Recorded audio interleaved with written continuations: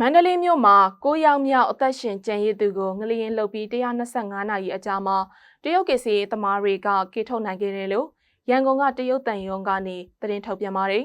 ။မန္တလေး Golden Country Hotel ကေစီရေးနေရာမှာ125နာရီနီးပါးအကြာပိတ်မိနေတဲ့အသက်52နှစ်အရွယ်မြန်မာအမျိုးသားတယောက်ကို